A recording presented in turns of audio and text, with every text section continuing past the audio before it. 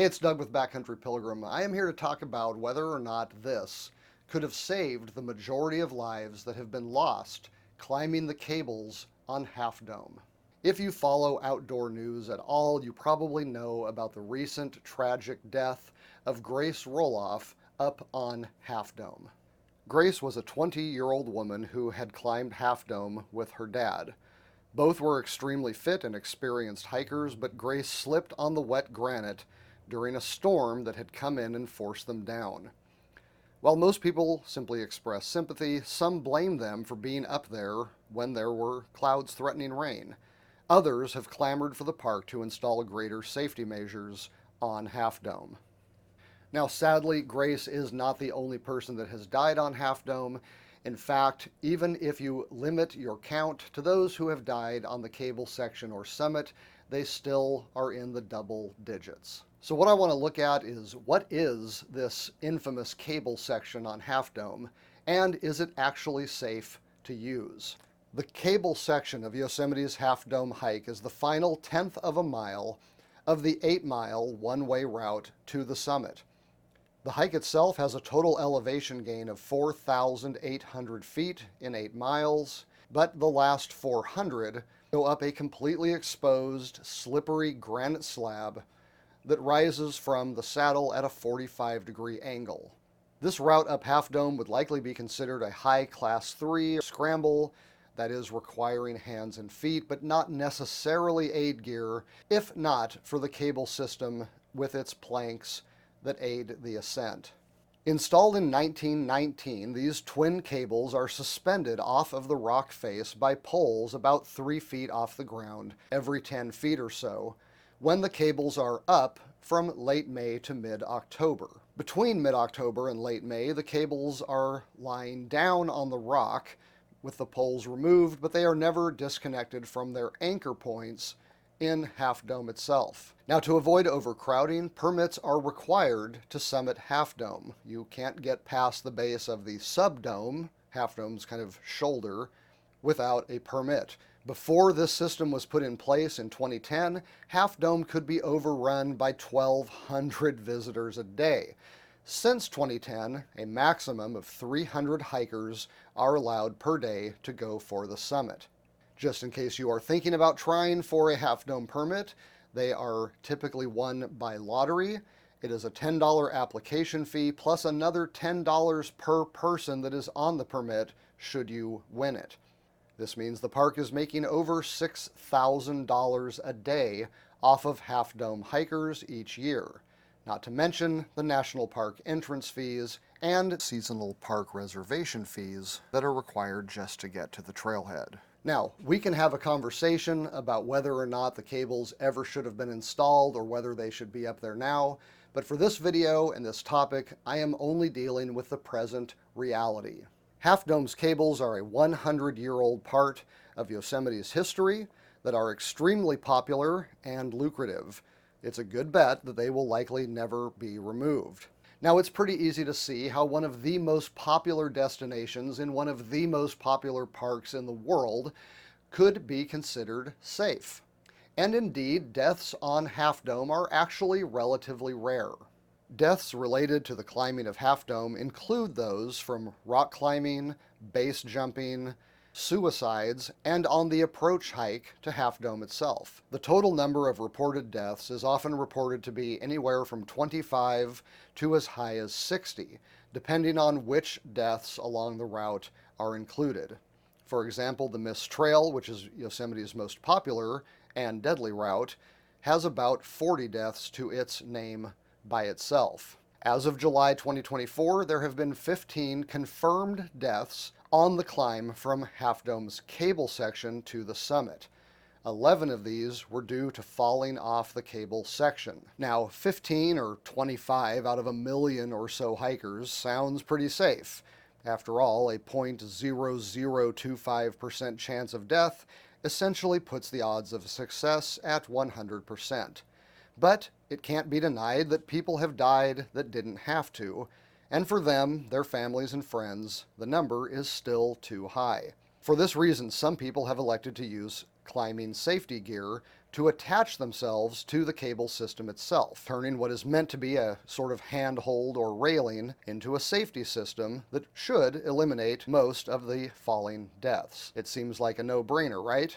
Wrong.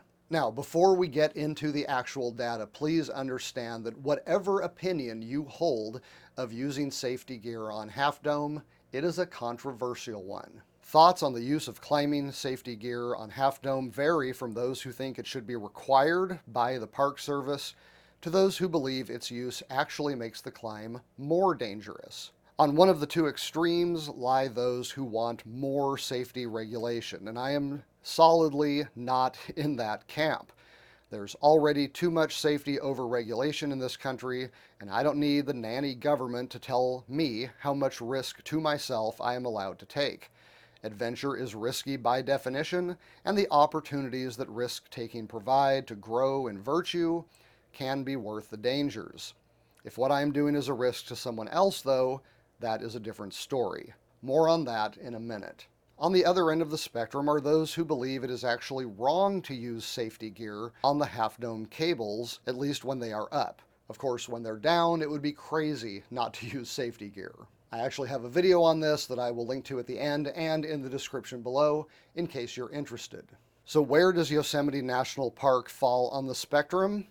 Well, it does not include safety climbing gear in its safety or preparation sections of the Half Dome webpage. This seems to me to imply that one will be prepared to safely climb Half Dome without it. Now, you might think that if anybody is an authority on the best and safest way to climb Half Dome, it would be the Yosemite Rangers. So let's look at what they say. There are reports and even video footage of Yosemite Rangers telling climbers that they should not be using safety gear. If you brought some sort of climbing equipment or protective equipment with you, I tell people if you need that stuff to get to the top, you probably shouldn't be going.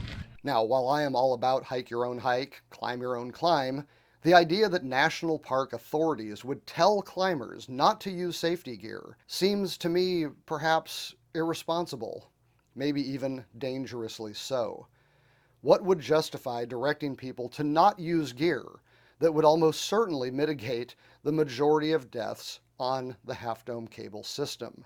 The reasons that I have seen given, both in quotes and reports, have to do with basically two major reasons. One is that safety gear slows down the climber, which could create a dangerous traffic jam. The second reason, and the one that I actually heard a ranger give, is that if you need safety gear to feel safe on Half Dome, you probably shouldn't be there in the first place. The thought is that safety gear is not going to overcome a person's fear of heights, and if they get up there and panic, they could freeze up and cause an even worse traffic jam, further endangering the lives of others.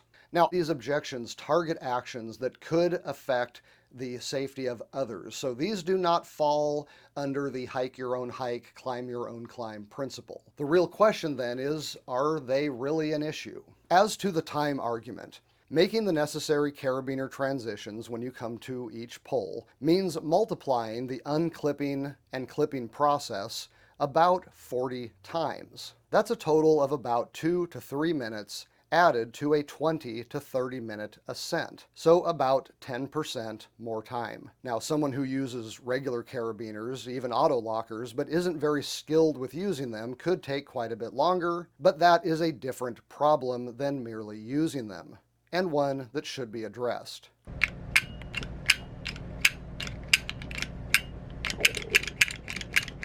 Now, the irony with this particular argument is that the same Yosemite Ranger who advise against safety systems do caution people to be patient. A person who rests every few minutes on this steep 400-foot ascent is likely going to take far more time than that of someone merely adding a couple of minutes to their total ascent time.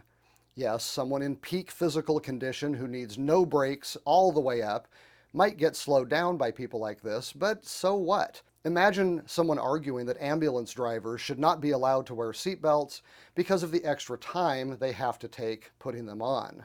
Next, the fear factor. If fear of heights is a significant factor when climbing, then yes, a person should not make the attempt on Half Dome. However, I know from personal experience how much scarier a climb is when you have no safety gear versus when you do. Not allowing people to use it then could be asking for increased numbers of panic attacks. In the end, regardless of hypothetical objections, the fact is that the majority of people who have fallen and died off of Half Dome probably would not have if they were using the right safety gear connected to the cables. And at the very least, no one in over 100 years has died because of safety gear. Okay, so what do I think about the safety on Half Dome? Well, I have kind of a different outlook on the Half Dome hike that I think sheds a bit of light on the difficulty in making that call. An activity with a low risk factor for most people is generally considered safe, but safety is a relative concept. It might be safe for Alex Honnold to free solo El Capitan or Half Dome, but it is definitely unsafe for me and for the general public. Besides the perception of Half Dome safety being related to physical strength and skill, another factor is what the Half Dome route actually is, and that is because the safety of a hike has different requirements than the safety of a climb. In my thinking, part of the difficulty with assessing Half Dome safety boils down to the fact that often both tourists and climbers see it as a mere hike when it's really something in between hiking and climbing. Fortunately, there is a category of outdoor adventure activities that very closely matches the experience of climbing the Half Dome cables, and placing the Half Dome cable section in that category makes it easier for us to assess its safety level. That category is called a Via Ferrata. Now, I've already done a couple videos on Via Ferrata. You can see those at the end of the video and in the links in the description below. But suffice to say for now that a Via Ferrata is a route on a mountain face equipped with steel cables for safety. These make it possible for climbers to move through the mountains in a route that would have been nearly impossible without the assistance of that gear. Special safety gear is also utilized to ensure that climbers will be attached to a cable at all times, protecting them from any falls.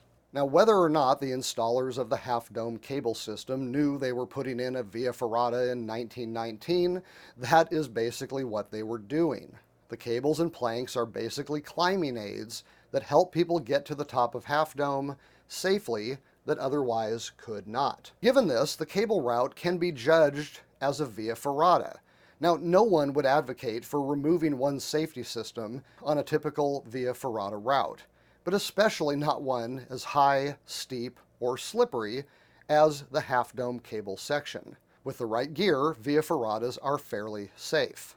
Thus, my issue is that the cables on this section can make the Half Dome climb appear to be a merely steep hike with handrails rather than what amounts to a Via Ferrata route that does not protect the climber without the proper safety gear. So, is climbing Half Dome safe? I'd say that the data points to a fairly strong, but still relative, yes. However, the safety level of the cable route varies strongly in direct proportion to weather conditions, physical fitness, and skillful gear usage. When these factors align, there is very little risk of death while climbing Half Dome. But when they do not, one's safety can be seriously compromised. All right, for more information on climbing Half Dome, check out these videos. And if you enjoyed this one, if you got some information out of it, or if it was just entertaining, please give it a like, subscribe to Backcountry Pilgrim if you are into hiking, camping, backpacking, climbing, and the gear that goes with it. Until next time, I'm Doug. Thank you for watching.